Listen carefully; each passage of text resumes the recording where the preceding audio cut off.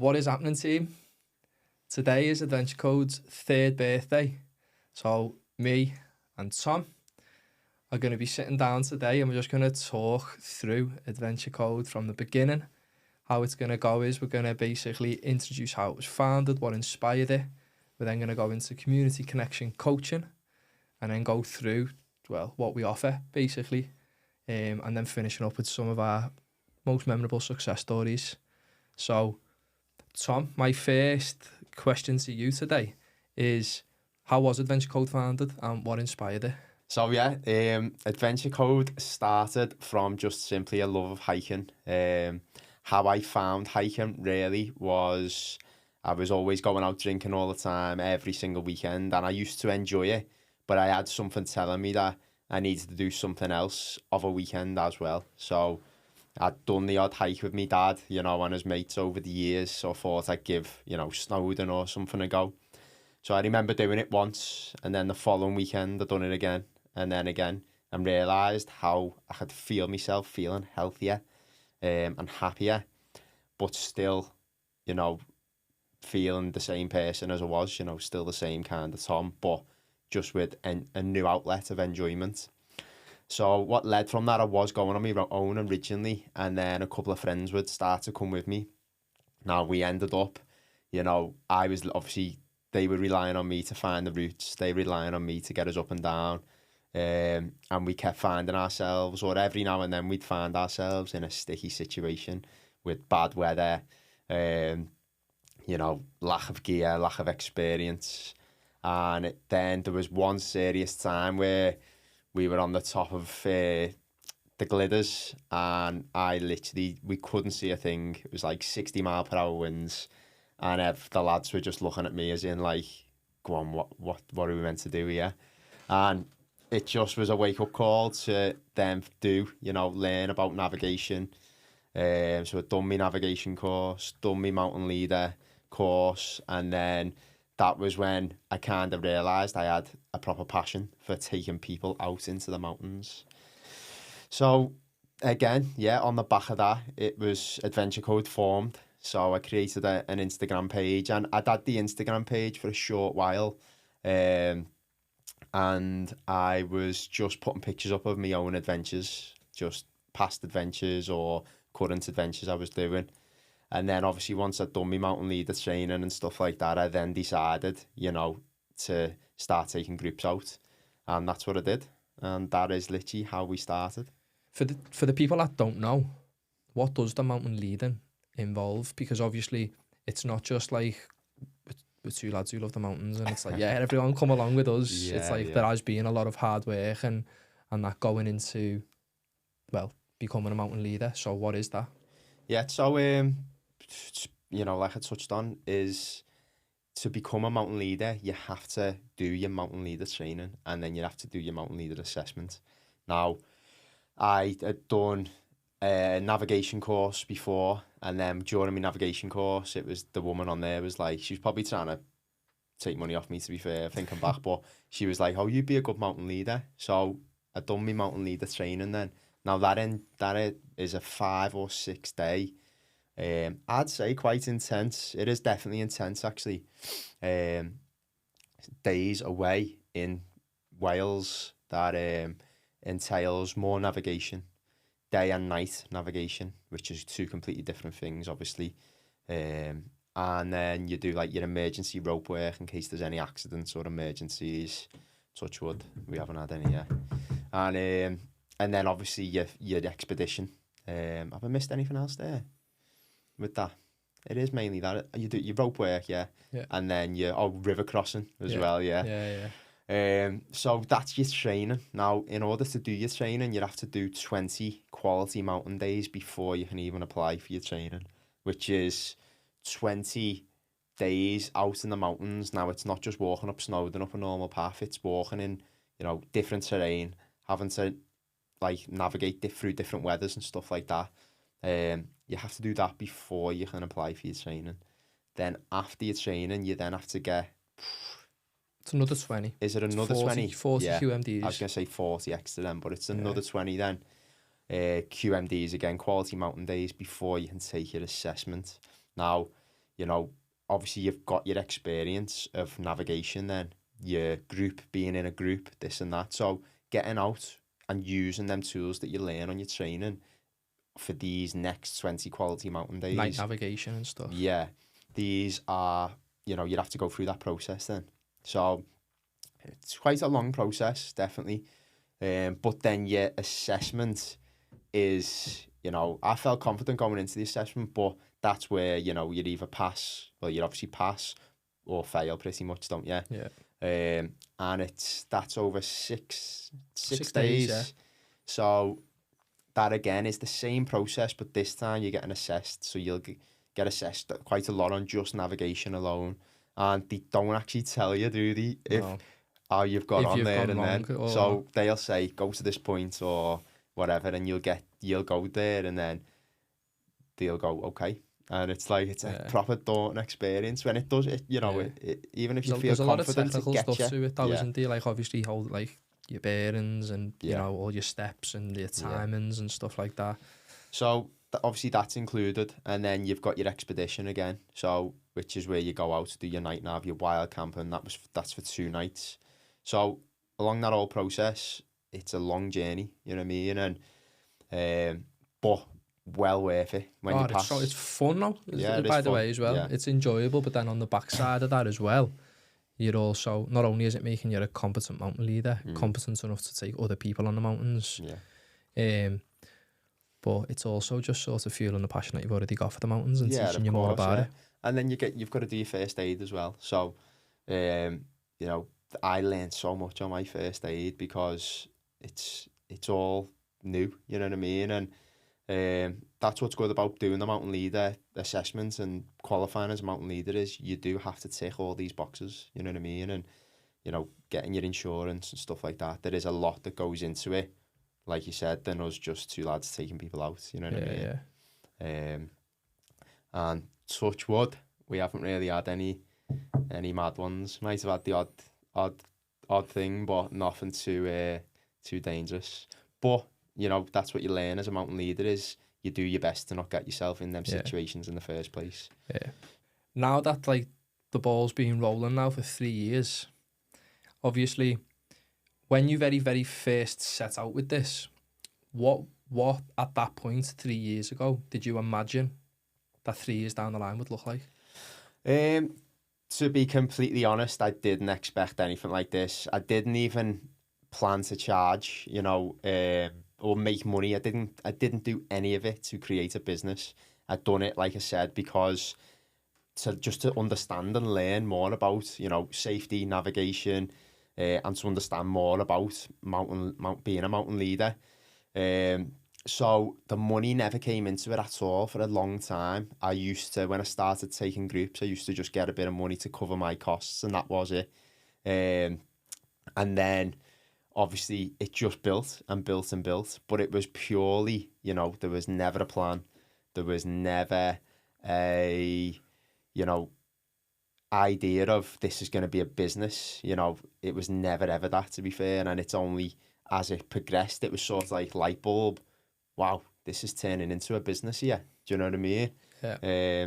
Which it's mad. It is mad. So like today, obviously I was running through all like old photos and putting something together to try to show the journey in a video. Yeah. And with that, obviously I've seen like the brand change and like the logos change and stuff like that.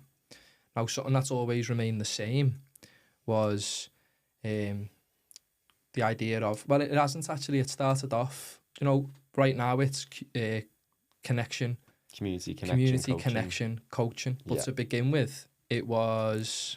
Come on, tell me. It was hiking, camping, something. Adventure. Yeah, hiking, camping, adventure. Yeah. So at what point did it switch from that to that? It's a good question, that, to be fair. So definitely for me, what I felt like I was seeking and what I was loving was the hiking, the camping, and overall adventure. That's what it felt like I was doing at the time.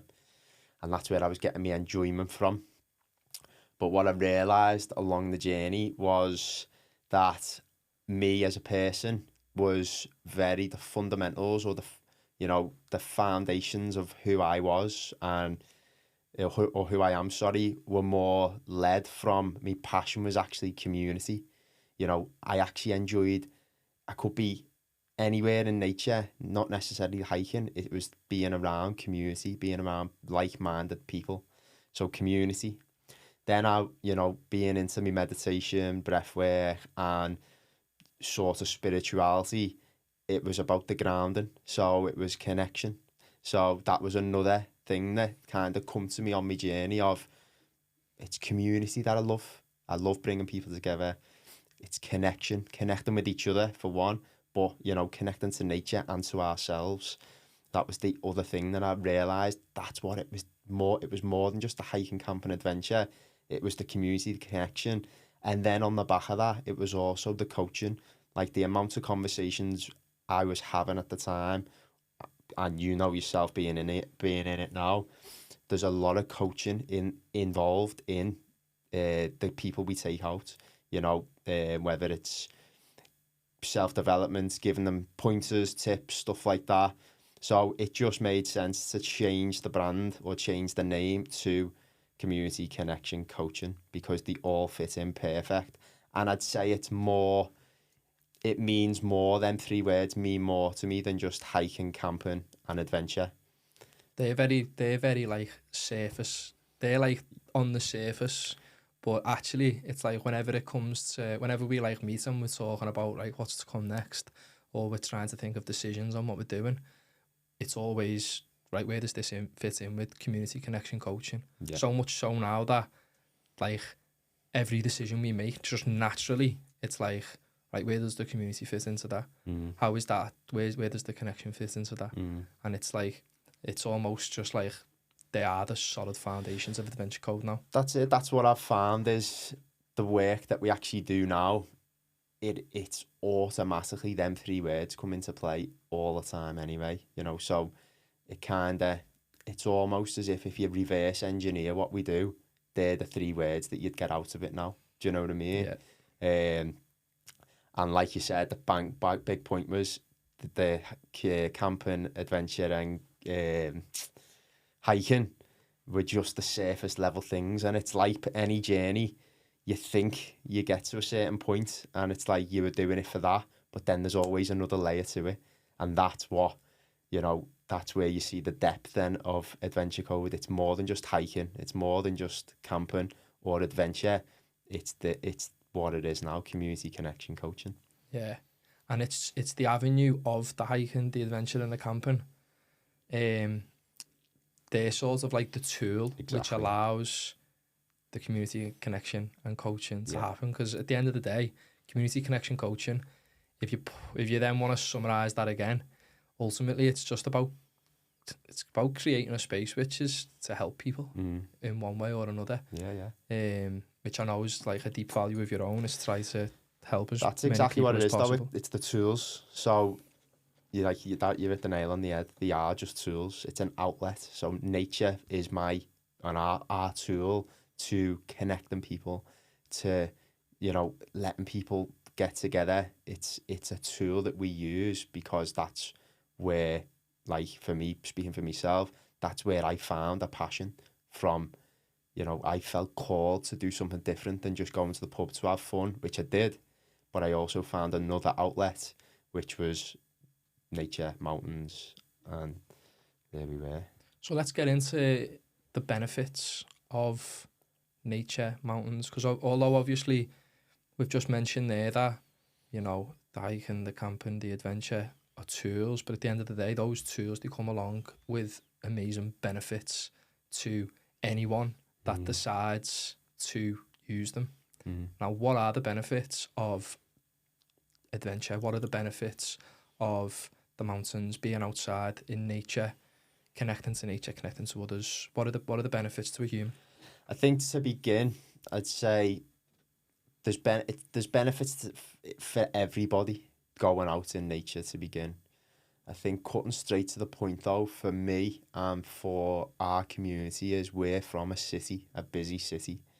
So we're not surrounded by mountains to begin. We're not even surrounded by much nature. You obviously have your parks and stuff like that, but vast nature where you can only see pretty much nature. We don't have that around us. It's buildings and it's man-made things. So the importance of changing your environment and being in a, you know, I don't mean changing your environment from going from one office to another office. It's changing your environment to wake you up. So if you're in a busy environment, it's important to go to a quiet environment or a spacious environment, and likely the other way around, you know, from being in a empty environment or a quiet environment, it's also equally important to go to a busy environment, because we do need the mixture of everything. So the mountains for me, obviously being from the city, once I got on the motorway and ended up in Snowdonia or the Lake District or wherever, you would get the feeling of, I can breathe a bit more here, you know, the spaciousness. So that was the first thing that I realised. But then you also have the physical activity of climbing up a mountain, which again, we all know how important physical exercise is. And speeding up, I suppose, things I learned along the way is like, just a mountain alone tells you so many things. So like, you can go through the phases of going, this is hard, this is hard, and I can't do any more. But when you slow yourself down, because you're looking at the top of the mountain, but when, you know, you over practice and experience, the more you do it, the more I realised is you can always keep going. And when you get to the top of the mountain, you've almost forgot about how hard it was to get up there. Do you know what I mean? And it's really, but you can take that into your life. So from the back of that, that's why for me, you know, take science away from it, them things alone are what pulls me to go to the mountains. Do you know what I mean? Yeah. It's a funny one, really, because it is the perfect analogy of... It's almost the perfect analogy, isn't it, climbing a mountain? Because you can look at it in so many ways. Obviously, the challenge of a mountain, the putting one foot in front of the other, and the being consistent with your footsteps. And eventually it's like, you're going to go up, you're going to go up, you're going to go up, you're going to go up. It's the challenge. And then what follows with challenge, the reward of a view. Yeah. You know, and whether you want to like link that in with life, it's like, obviously we always get hit with challenges in life, but you just need to like slowly just keep moving with it. Do you know what I mean? One foot in front of the other, yeah. One foot in front of the other. So this is my next question for you then. What is the greatest thing that a mountain has ever taught you? Just to keep going, 100%. That is my number one, is you can always put one step in front of the other. And it's just like, it's just life, you know. And at Sheet, you know, we all go to the summit. That's the aim, to get to the summit. But what you find is, you know, once you get there, you want to go again to something else. You know what I mean? And that's the biggest takeaway for me, is just keep going. And then when you get to somewhere, enjoy it for a short while and then go again. Do you know what I mean? 100%. That's my favourite thing about a mountain. Yeah. So obviously, what Adventure Code is at the moment, it is... Well, what is Adventure Code at the moment? There's the...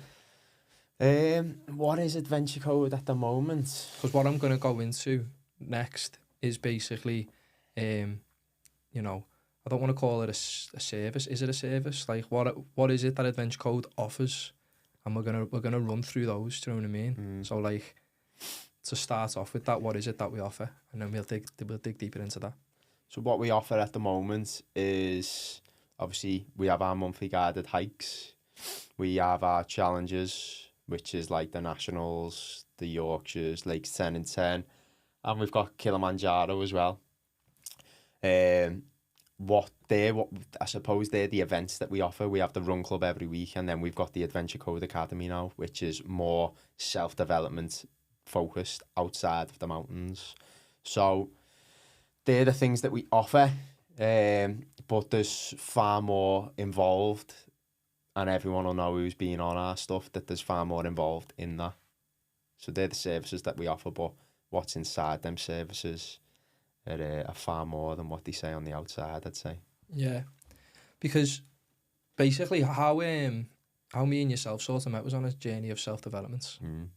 Is what happened. Obviously during COVID, we met up like on the dream and like a bit of a meditation practice, and then Social distancing, obviously. Social distancing, outside in the fresh air. But from that, obviously, we become good friends through just wanting to always better ourselves and then helping each other better each other and so on. Now, I'd say that is what Adventure Code has become there. You've just mentioned that it's so much more than that, but like for anyone that has looked at our stuff, the main focus is self-development. 100%. Really, isn't it? So what part does self-development play within Adventure Code then? So I'd say like that you've hit the nail on the head there is like, and I did touch on it at the start, this has never been led from let's do this to make money. Let's do this to, you know, for like personal benefits, you know what I mean? This has only been led by passion, and it still is led by passion. And by that, there's a byproduct of all the other energies, which is great. But we are driven by self-development, personally and for other people as well. So I can use you as an example. I don't want to win on my own. I want you to win as well, and I want everyone else to win around me, and vice versa. And we have that in our community. We have, you know, once we get to know people from the hikes, pretty much everyone becomes friends anyway, and we support each other in our own community, don't we? And it's not just me and you as well. I know like everyone in our community genuinely will help each other in anything. So whether it's a problem that they're facing in life, someone will just pick up the phone, and that's what we've witnessed right the way through now, haven't we? And that's all we are as well. So we obviously offer these services, but what's inside the services is a group, not just us two, a group of people who truly invest in themselves, but invest in each other as well. And that's what's creating the domino effect of happy people in our community and in our environment. So like I've just said, that we offer these services, but it's far more than the eye can see. Do you know what I mean? And that's what makes it special. It's, you know, not blowing our own trumpets, but it's only what we're about is what we see in our community, and we see it in everybody else as well. So, you know, is there something in there? It's like, it's because we do it that everyone else is doing it, or is it, you know, deeper than that, where you're just surrounded by so many like-minded people who just bounce off each other, because that's what it feels like, you know what I mean? That is just, yeah, it's just self-development driven, basically. I think that there definitely is an element of that. There's that old saying, isn't there? Or I don't know if it's an old saying, where it's like, surround yourself with 5 people, you be the 6th type of thing. Yeah. And it's like what we do find, obviously, with the familiar faces that we see coming on our hikes all the time. And then obviously we get people who, you know, I suppose it is brave to turn up to these guided hikes with a group of people that you don't know on a mountain. So just in turning up, it says a lot about that person to begin with anyway. Yeah. And then obviously when they come in, it's obviously it's open arms, and then people are chatting, and then before you know it, there's people that are friends. So, and that's sort of where my next question wants to go. Some of the friendships that we've seen form from Adventure Code, and beyond that, friendships, relationships. Yeah.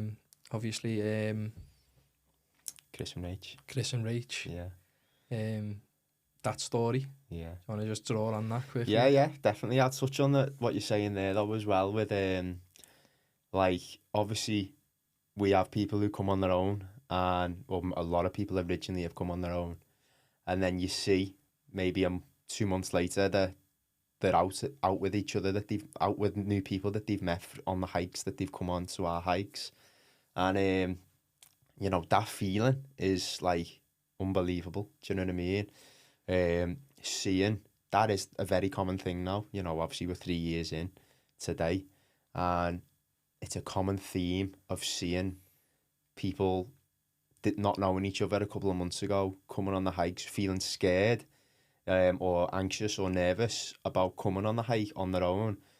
And we encourage it, by the way, obviously, don't we? But the people who were scared to come on the hikes or might have had a lot going on in their home life and they need to come on a hike to clear their head or find something new, all that anxiety that they've had is just disappeared because they've come on their own, they've beat that challenge, and then on the back of beating that challenge, they've then found a couple of new mates, and then not only they found new mates, they're then doing stuff that's healthy and better for them in an environment that's healthy and better for them with new people. And it's like all that worry has just disappeared and new lives are technically created, do you know what I mean? And it's like, it's a common thing now that we're seeing, and it's unbelievable. Yeah. So, you know, obviously we've got the Chris and Rach story that I think a lot of people know about, but, you know, I think Rach came on the very first hike actually, 3 years ago today. And then, I don't know if Chris clocked it on the Instagram or what and just turned up to the hikes just for that. But no, and then Chris came obviously on a couple of hikes and they just got friendly. And then they were going on hikes and together out of the Adventure Code, you know, organised ones. Before you know it, they were dating, then got engaged, they had baby buddy, then got married and like lived together as well. And it is incredible. I think I've tell that story every single week, you know what I mean? But it is incredible. But that's what's on, and I'm probably sure that both of them at some point before they came on the hike were nervous about coming, or you know, didn't know what they were going for. Like, and then that on what's on the other side of getting outside the comfort zone or just going for it, doing something they'd not done before, that blossomed. You know what I mean? And I'm sure there'll be more. Like, I'm sure there'll be another one down the line. You know what I mean? There might be one going on now that we don't know about. Yeah. But then obviously there's also like the friendship side of things. Obviously we've 100%. Seen like Lainey. Yeah. Yeah, so we've got Lainey and Carrie-Anne and you know, Vic. There's who were there from the start. You know, from when Adventure Code first started. We had like a good group of women who used to come separately again, and then before you know it, they'd be messaging each other outside the group, and then they'd come on the Adventure Code hike and, you know, in the same car then and this and that. And like we're 3 years in now and they have an annual holiday. This is the 3rd annual holiday they're having, you know, at the end of the year or the start of next year. And it's brilliant, isn't it? The best mates. They are all best mates. That's not like they're not even friends they just go hiking with. The best mates that do anything with now, and it's like that's just it's all the time now. It is amazing that, because like when you look at it, and when a lot of people look at, you know, the friends that they have got and stuff like that, it's like you've got like your school mates, you've got your work mates. If you play for a footy team, you might have your footy mates and stuff like that. But I think it's quite easy to sort of just settle with the mates that you've got. You know what I mean? Yeah, definitely. But obviously, when you put yourself into new environments, and because by the way, you can never have too many mates. Yeah. Do you know what I mean? When you put yourself into like a new environment, and then all of a sudden it's like, what? I've just met loads of boss people and loads of new mates. Do you know what I mean? And you're doing stuff that you enjoy doing. It can be a shock. Do you know what I mean? Yeah. Like, I definitely didn't think any of this was ever going to happen. Like, it didn't come into my awareness that I was just a lad who started to enjoy hiking and see the benefits of hiking. Then I seen the benefits of doing it with other people that like hiking. You know what I mean? And I'd say I'd point out there, by the way, with the mountain analogy we give, it's good to have your goal of getting to the summit, but what Adventure Code, or, you know, I'm confident this is how everyone feels, is it isn't just about going to the summit. It's the people that are on the hike. It's the journey. All the way up. That's what makes Adventure Code the way it is. Do you know what I mean? It's not, you know, I reckon if we just said one day, we're going to walk from the Rocket to Sefton Park today and we're not going to go to the mountains, it would just be as much of a belter. Do you know what I mean? 100%. Yeah, because of the people who turn up, and like that's what's amazing about it. So. And then it's like, we come back, community connection. Yeah, exactly. Back to the foundations again. Yeah. So moving on from community connection, talking about, you know, the benefits of being on the mountains, I wanted to now have a little talk about basically challenges like the National Three Peaks. and just get a bit more specific with a couple of these things, because obviously we get a lot of questions, so it's worth sort of just running through. The National Three Peaks is my favourite challenge. I think from the start to the finish of the National Three Peaks, there's this camaraderie amongst a bunch of strangers, where it's like, right, let's bring 12 strangers together, let's put them on a coach, and then for the next 24 hours, you're all in it together. Yeah. Deal with it. And then all of a sudden, it's like, it's crazy, isn't it? Yeah. Do you know what I mean? I've got one for you. I forgot to tell you, to be fair, but the last Nationals we done, Yeah. I seen Andy, you know, a week later, and he said to me, "You'll never guess how funny this is." He was like, when he checked into his hotel room on the Friday night, he was sharing with Jordan, and he'd never met Jordan until that day, and he said he was getting into bed, sharing the room with Jordan, got into bed, and he was like, "I don't even know your name, mate. What's your name?" So, and he was just sitting there and he was like, how mad is that? That like, I'm getting into bed here next to some fella and I don't even know his name. But it's so normal, isn't it? Because, you know, you're just on that journey of adventure. Yeah, it's class, yeah. What's your favourite part of the Nationals? Basically, what is the National Three Peaks and what's your favourite part, just for someone that might not know? So, National Three Peaks is obviously climb Ben Nevis, climb Scarfell Pike and climb Snowdon, all within 24 hours. So, for me personally, I don't know, you know, I love the whole weekend and the whole experience, like you said, from getting on the bus at 11 o'clock in the morning Friday to getting home at 9 o'clock, 10 o'clock Sunday. It's just, there's too many little things to point out, isn't there? Like, obviously, it just changes every time. Sometimes it's to do with how boss the weather is or how tough the weather is. You know, my favourite one we've had was the worst weather conditions in July, big storm. Now, what did I love about that one in particular was how much everyone dug deep. It could have easily been a group that wanted to turn around straight away.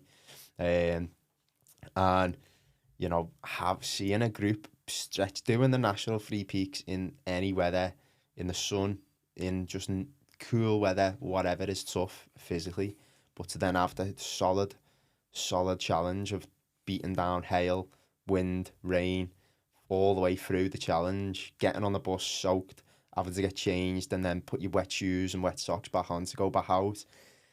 You've got to dig deep for that, and seeing the group we had in July for that was fuel. Like, that fueled me up because everyone was just dug deep. And I'd say the experience and the challenge are more what lights it up for me, you know what I mean? And going back to like my personal development journey, what lights me up is challenge. So seeing what's under the surface, you know, what I've got in my tank, all that is what lights me up. And so, but like we were talking about, we want everyone else to succeed. Me seeing that come out in other people is, again, what lights me up. Do you know what I mean? Because it's like, fucking get in there. Yeah. Do you know what I mean? So, that one we done. I can't pinpoint a certain part of the Nationals, I can't. But it changes every time. It's that group we've just had there, how fit they were, you know, just like 2 weeks ago. They were all just fit, you know what I mean? So, extremely fit. Nice one, lad. But, so that was like, yes, what a solid team. But 100% what lights me up the most is when people dig deep and, you know... And you see that. You see that on the Nationals 100%. Every single time. I've seen one, like, took a private group out in July and didn't know any of them. You know, it was a private booking. And this girl just sat at the back for a challenge all day. She didn't speak to anyone. She was the slowest of the group. And I was, you know, in my head, I'm thinking, might have to turn her back at some point, you know, she might have to go back. But she just cracked on all day. Every time we'd stop for 10 minutes waiting for it to catch up, we'd obviously have to go again. And she'd just carry on. And she absolutely smashed it. And, you know, woman of the match, do you know what I mean? They're the favourite, they're my biggest wins of whatever we do. And, you know, there's so many stories like that, obviously, but that was a good one, that. Yeah, I think a lot of it comes obviously from the challenge aspect of it, people challenging themselves, and then, as you said, they're digging deep and seeing what comes out the other side, because ultimately it's growth and it's self-development, and it's right, I was here and now I know that I can achieve this, so then what's next? So obviously there's the national Three Peaks. Yeah. We then do another challenge, the Yorkshire Three Peaks in Yorkshire, and the 10 in 10 as well, which is 10 summits in 10 hours in the Lake District. And I suppose the same story, it's the same story for any challenge. Yeah. Really. It's other thing I point out is like you can perform different on the day as well. So like, you know, you can have people who come who are dead fit and stuff, but if they've had a bad week or whatever, you can sometimes see it on the mountains. But by the end of the day, it's shut back off them. Do you know what I mean? Like they feel energized again, and that again, I've experienced that myself. I've gone into, let's say, a race or something like that, and thought, I'm not feeling good here. You know, don't know what I'm gonna do here. I just need to get through it or whatever. But on the other side, you feel brand new again, and like it's more than just a physical battle. Sometimes with these challenges, it's the mental side as well. You know what I mean? Yeah, but it makes it all worthwhile. Yeah, of course. Yeah. This year, we headed over to Tanzania, East Africa, for the first Adventure Code Tours adventure. Now, Kilimanjaro, what do you think of Kilimanjaro, the challenge? What do you like about that trip? Again, mate, it's for me personally, you know, I think it probably will be different for everyone, but it's hard to pinpoint because it's the whole experience. Even when we met at Lime Street Station to get the train to London this year, getting everyone together, once the journey starts, it's all of it for me personally. So I could pinpoint something, I can go, getting to the summit of Kili, but then I'd be like, but there was other boss parts as well, you know what I mean? And the safari, like getting standing on that bus and seeing lions above your head is like it's crazy, isn't it? Is it better than Kili? It's completely different experience. Yeah. Do you know what I mean? So, as far as a trip goes, I can't pinpoint the trip because I love the whole thing, and it's the same with the nationals, obviously. It's the anticipation running up to the trip as well, isn't it? Because obviously, you know, February now, we've got our team locked in. Obviously, we've still got 1 or 2 spaces left for the June trip. But once that journey starts, once it's locked in, we start having like the road to Kili, where we're meeting up, we're getting together, we're getting to know each other before we go. Yeah. We've got the Adventure Code Run Club where people can start to prepare themselves on a weekly basis. People are doing it for all sorts of charities, which again is an amazing thing. I think for me, with Kilimanjaro, I think because the journey starts way before the trip itself, you really get to understand everybody's individual journey. And so this year I was so invested in everyone else's journey because I knew on the build up. I knew the build up, like what they had done, what was the training, like what was going through their head, this. I felt that, you know, like I remember getting to the summit of Kili and or even, you know, seeing some people were struggling with it at certain parts and seeing how much they dug deep. And Faye the Phoenix, special mention to Faye the Phoenix, special mention to Lynn, and special mention to Robin. And so like on the back of that, it's like we obviously watched their build up to Kili and seen what they'd sacrificed to get there. Like, or when I say sacrificed, more how much effort they put into training and how much fundraising, you know, like Robin had done and this and that.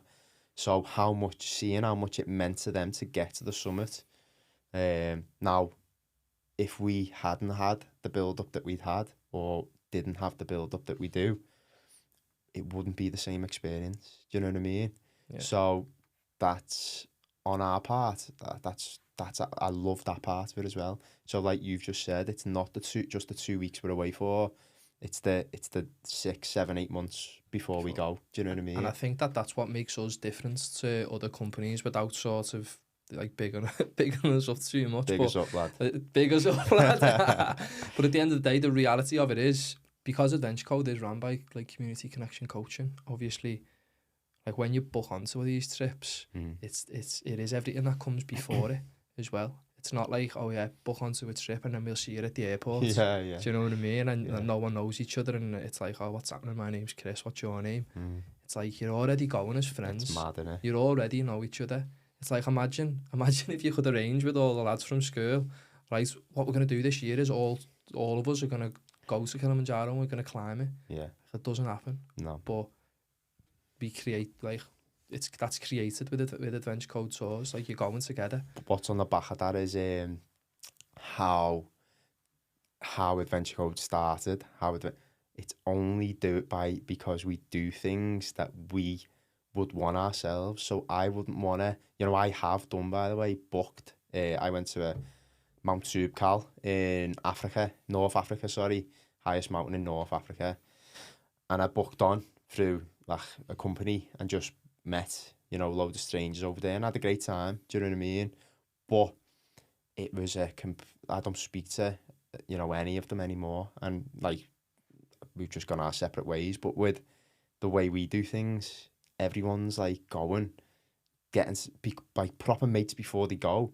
But by the time they come home, they're like best mates, do you know what I mean? Or family. They speak about Steve as well, who's coming this year. It's just been on my mind then. In February he's coming. Like, I went to little primary school with him, and I didn't even, I haven't seen him since primary school. Now, he just messaged out the blue and booked on to Killy. Now, this is a lad who I went to school with, primary, and not spoke to him since, genuinely. Didn't even know, didn't have him on social media. Not, when you just lose awareness of each other. And, see him every week now, and he's a belter. So he comes to the run club every week. He's on the self-development course at the moment, and I'm seeing him twice a week at least at the moment. And then we've got Killy, and like now I can't even imagine my life with him not in there. Do you know what I mean? And it's like, just think of that. Do you know what I mean? It's big, it's powerful, and mate. but it's not. It's kind of normal.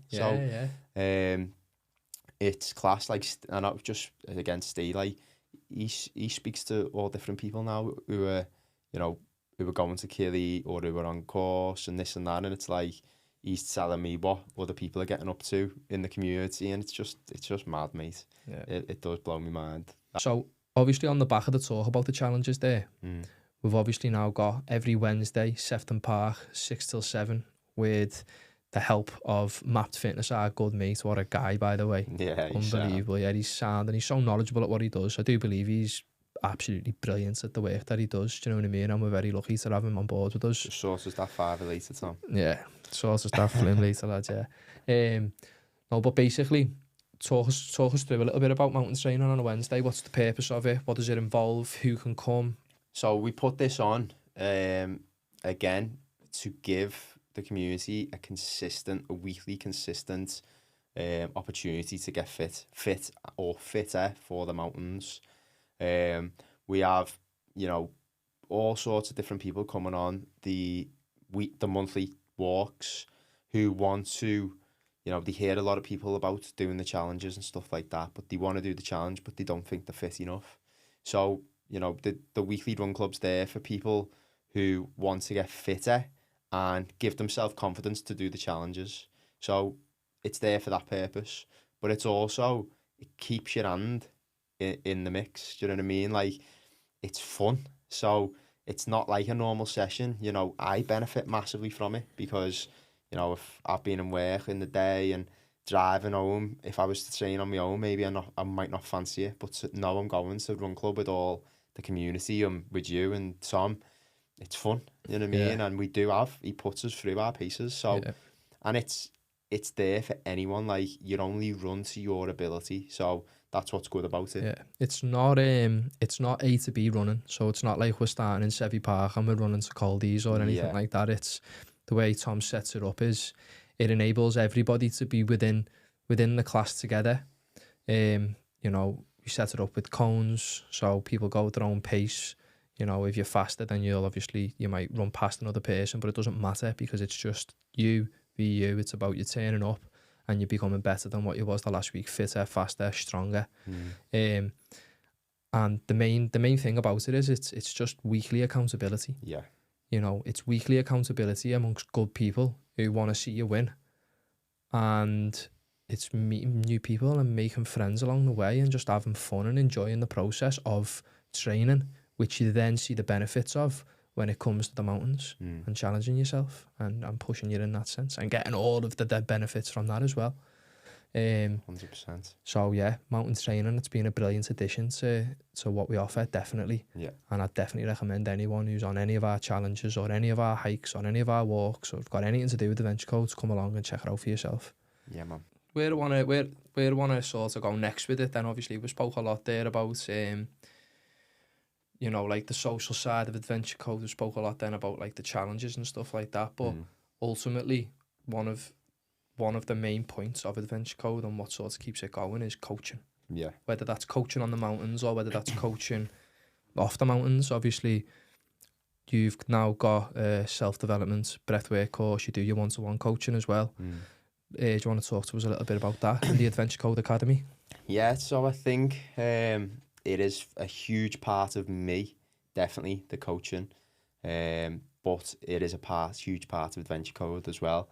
And I'd say it's, like I said, that we've just spoken about the trips that we put on are led from passion and what we love to do, what we'd want. You know, we ask ourselves, how would we want that trip to go? And how we'd want that trip to go, we put on them for everyone else. Now, the coaching, I've got such a passion for coaching because I wish I was around a coach or had awareness of coaches when I was growing up or on a journey, me self-development journey.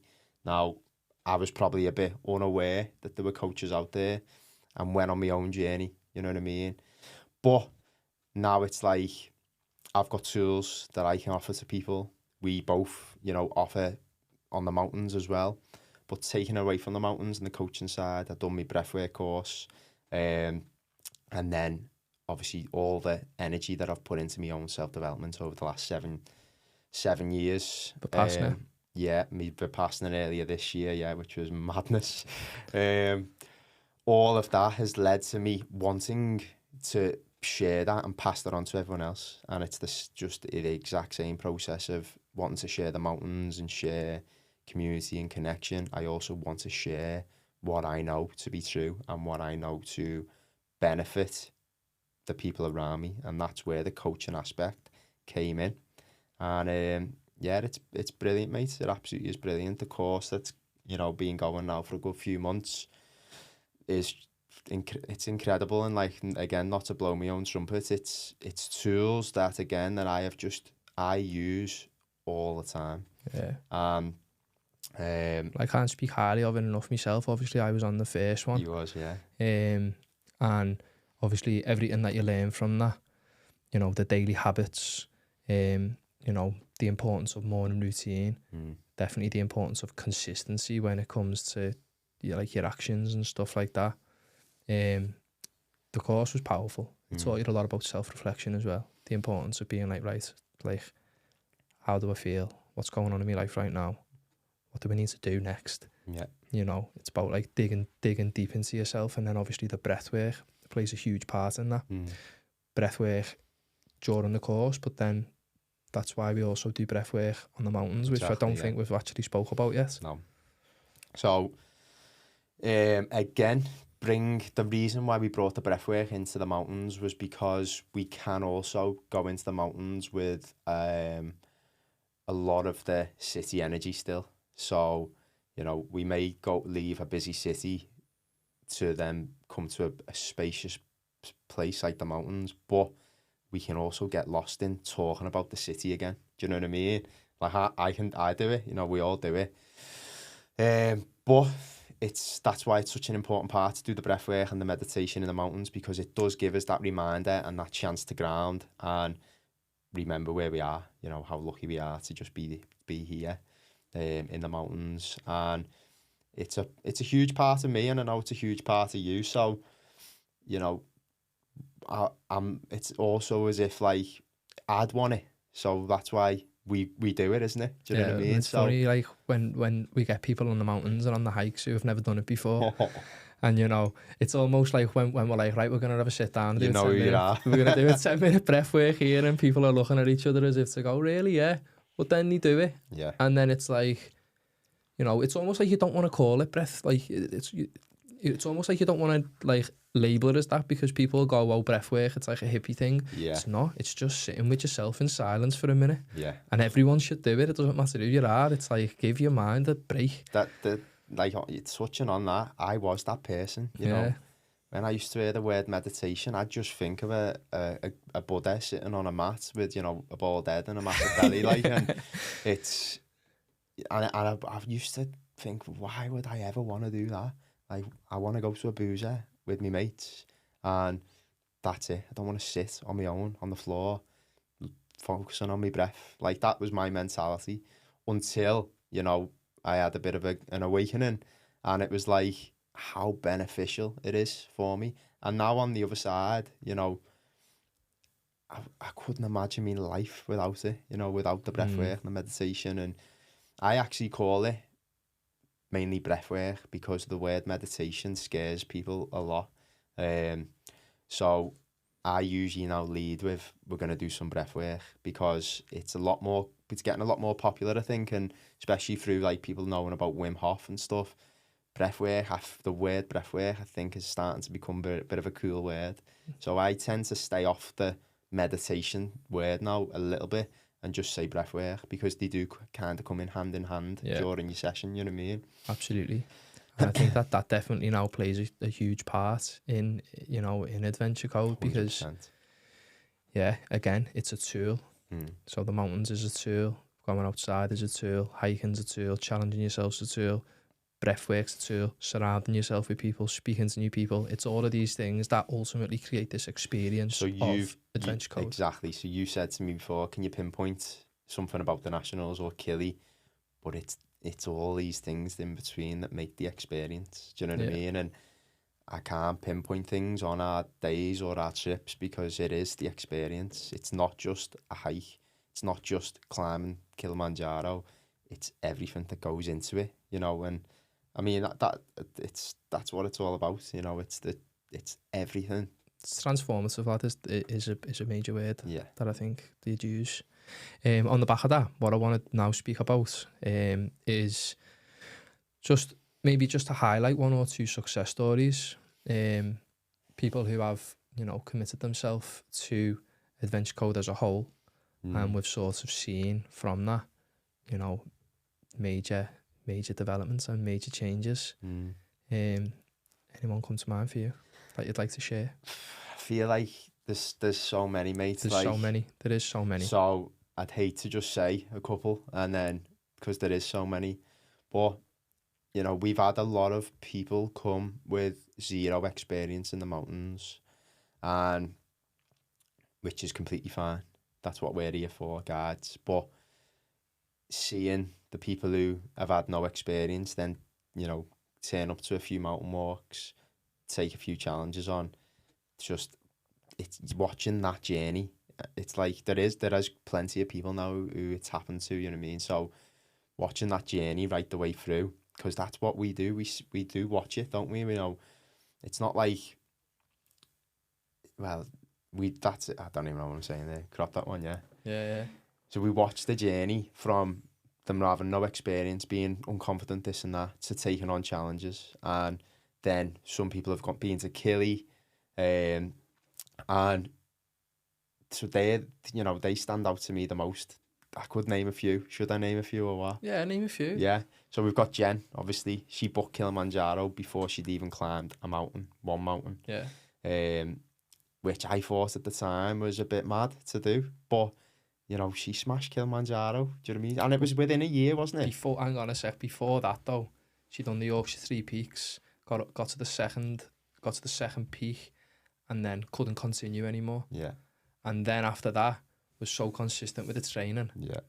You know, and then redone the Yorkshires, smashed the Yorkshires, smashed the 10 and 10 challenge, smashed the National Three Peaks, got to the summit of Kilimanjaro, just went from like stride to stride to stride to stride to stride, and it was incredible to see. I think what that points out as well was why that is actually a proper special story is because the Yorkshire Three Peaks highlighted some of her weaknesses, and she just took them away and not just jockeyed them, didn't she? And Yeah. worked on them and just smashed Kilimanjaro. She's probably one of the strongest on Kilimanjaro. Yeah. And, you know, that's one of plenty stories we've had.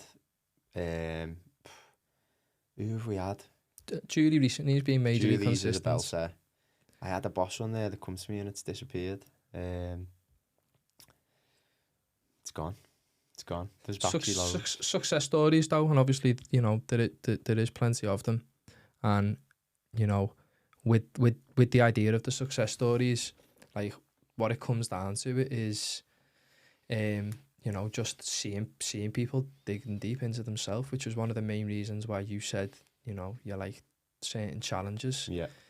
Obviously, on the back of that, then, again, today's 3 years of Adventure Code, which is why we're sat down, we're having this conversation. We wanted to share, just to everybody else, really, what Adventure Code is and what it means to you, what it means to me, and what hopefully, you know, it means to other people as well.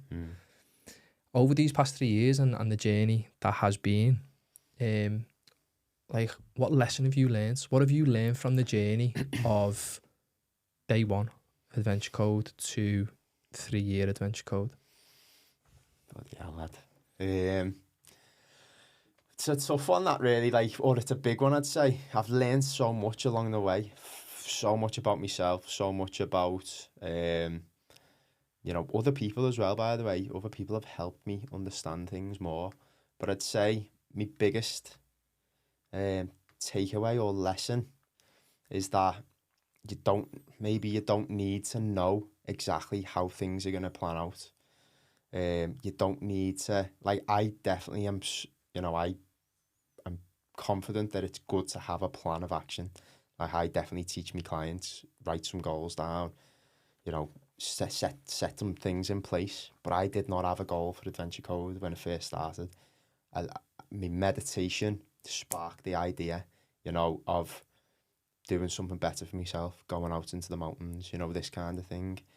My takeaway was, or is to just start something that you're passionate about. It doesn't have to be with a business in mind. It doesn't have to be about making money or whatever. Follow your passion first. That would be my 100% biggest thing to say to someone, is follow your passion. And if you don't know your passion or something that lights you up, you're not going to find it doing the same things that you currently do, because you obviously haven't found it. So you need to do something different in order to discover your passion. And then when you feel slightly lit up or feel good about something, pursue it a little bit more and a little bit more. Don't worry about the end result or waiting for the perfect moment. You know what I mean? Like, yeah, for me personally, you know, I never had a plan for Adventure Code. Now, 3 years in, or, you know, we now have a plan. So how good is that when you think about it? That follow the passion, now have a plan for business and have a plan for improving more people's lives. Like, that just comes from following your passion. And, like, it blows my mind, to be fair. I'm sitting here, I'm just a normal lad who's, and saying, you know, it blows my mind when I'm asking me a question like that. I'm like, yeah, you know, it's big, innit? Do you know what I mean? But definitely don't worry about the perfect moment. Just follow your passion and watch what unfolds. Because when you go down one path, other doors open, and, you know, we've got to make the most of it. Do you know what I mean? Yeah. What do you reckon? Have you got any takeaways? I'm interested. I mean, I'd definitely say that as well, in terms of, you know, making sure that you're doing something, and it doesn't matter how much time you spend on that, but if there's something that you enjoy doing, just making sure that you at least spend some time on it, whether it's an hour, whether it's committing yourself to a day, or whether it's then committing more time and trying, and, you know, and doing it regularly. But ultimately, it's like, in order to be your best self, you need to be doing things that fill you up. You know what I mean? Fill your cup up. The more full your cup up, the more you can fill other people's cups up. You know what I mean? It is the saying, isn't it? Yeah.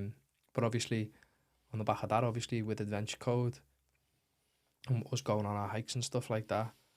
Like, I was always on the video and stuff like that. And then eventually you were like, hey, hey lad, you're actually quite good at this video stuff, you know? Yeah. Maybe you should have a little look at that, a little bit more. Yeah.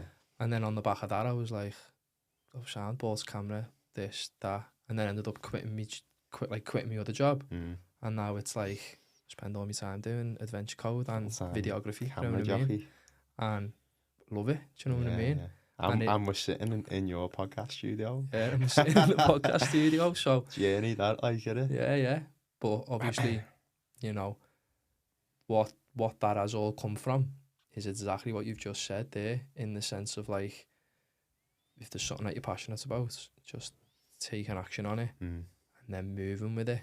And if you love it, it's likely you'll get good at it. And if you get good at it, you'll make something of it. Do you know what I mean? So, to be fair then, so did you, when you started, I know we're going away from adventure code here, but when you started taking, you know, buying your camera and stuff like that, did you think that you were going to be like your full-time job would be, or your main job would be, you know, taking content for people? I hoped it would be. Yeah. It was more a hope. Do you know what I mean? Did you have a plan? To begin with,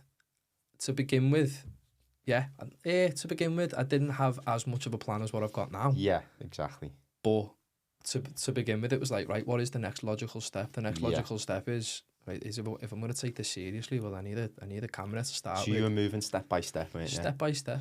Which is, you know, that's the mountains. That's good. Yeah, exactly. Yeah, it's the mountains. Exactly, mate. And like, I think that, you know, we're still young lads. Like, well, I say we are, probably not to some people, but it's heavy, isn't it? But like, it's a similar story in a sense. Is just begin something that you enjoy, and you know, 9 times out of 10, something good will flourish from it. You know, and if it doesn't, at least you know you've tried. Yeah, but then if we bring that back to adventure code and the people that come on our hikes and stuff like that, like, a lot of the conversations that you have with people on the mountains, they're obviously deeper conversations about, right, what are you passionate about? Yeah. You know, it's not surface level pub talk where it's like, what's happening, what score do you reckon it's going to be? Do you know what I mean? Who scored the best goal on the weekend? Yeah. It's like you're having conversations with people and you're learning so much on these mountains about other people as they're learning about you as well. Yeah. And then ideas start flowing, and then it's like, right, all right, you know, I'm gonna start that. And it just so happens that so many people that come on these hikes, we've seen it. So many people have then started their own little passion projects, and they've started, you know, like their own little businesses, and they've been going and just looking at life through a new lens, I think, and being 100%. Like, right, what else is out there for me? Yeah. Do you know what I mean? And I 100%. think ultimately, like, what you want to do, and what I mean by you, I mean, like, what anyone wants to do is to try to, I'd like to think, is to help other people, or at least try to inspire other people to, like, bring more out of themselves. Do you know what I mean? Yeah. And I know that's definitely what I like to do through adventure code, and I know it's the same for you as well. So we're 3 years down the line now.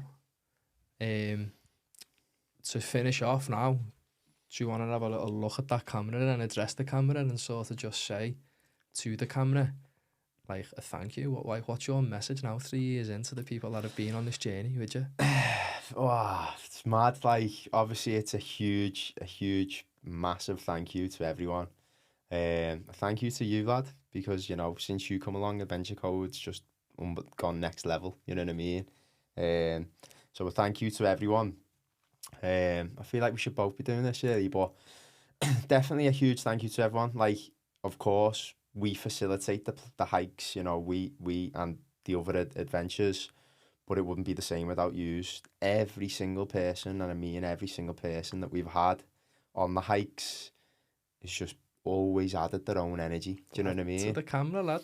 And yeah, it's only you guys that have made it so good, and I know it's only going to keep getting better and better, which it is. Now, we talked about when it first started, there wasn't really a plan, but there is a plan now, and it's only looking brilliant for everyone. You know what I mean? It's a win-win situation that we've got, isn't it? And it's like we get to share amazing experiences with you guys, but you also get to share it with those guys. But yeah, I'm just massive thank you to everyone. I hope you've enjoyed this little chat. I hope you've enjoyed the 3 years we've had together. And I hope you're excited for all what's to come. I'll say my part here as well. I'll address this camera. Oh, yeah. Yeah. Look, massive thank you to everyone. I think for me, it's always been about the people that you meet. Do you know what I mean? You know, you can have all of these experiences, and, you know, you can always have good experiences when you're own. You can travel to new places, see new things, and, you know, go on runs, challenges, and you can get a lot out of it. But ultimately, when it comes to making memories, when it comes to looking back and thinking about what your fondest memories are, it's always about the people that you shared that time with. And ultimately, like, how lucky are we to be in a situation where we're sharing, you know, incredible experiences, doing absolutely what we'd be doing on our own, but we get to do it with all of you. So I think just a massive thank you, and yeah, it's so excited with what's to come, basically. So yeah, see us on the mountains. Stay tuned. Until next time, Adventure Code. Well done, lad. Fantastic. How was that?